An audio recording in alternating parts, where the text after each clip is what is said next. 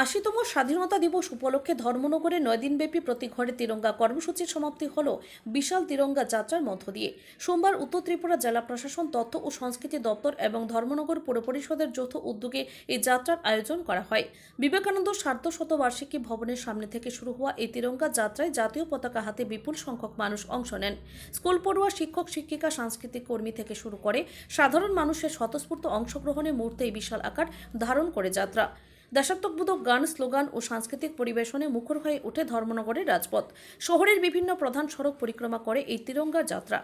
অনুষ্ঠানে উপস্থিত ছিলেন শিল্প ও বাণিজ্য দপ্তরের মন্ত্রী শান্তনা চাকমা, উত্তর ত্রিপুরা জেলা শাসক চাঁদনী চন্দ্রন, জেলা পরিষদের সভাধিপতি অপর্ণা নাথ, ধর্মনগরের বিধায়ক জহর চক্রবর্তী সহ অন্যান্য জনপ্রতিনিধি ও বিশিষ্ট ব্যক্তিরা।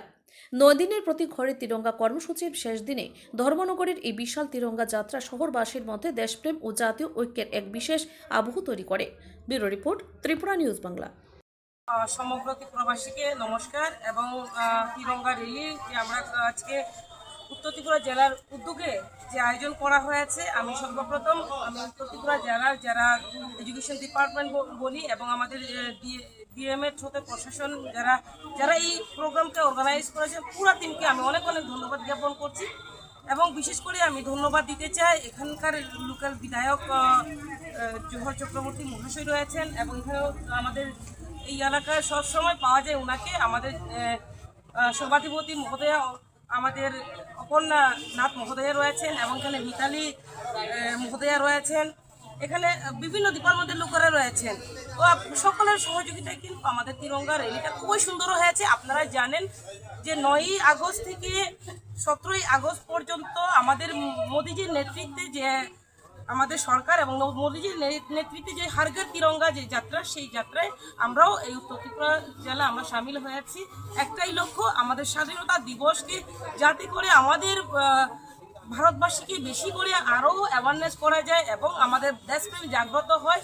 এবং দেশে যখনই আমাদের দেশাত্মবোধক মনে জাগ্রত হবে, তাহলে কি আমরা দেশের জন্য প্রাণ দিতে পারবো।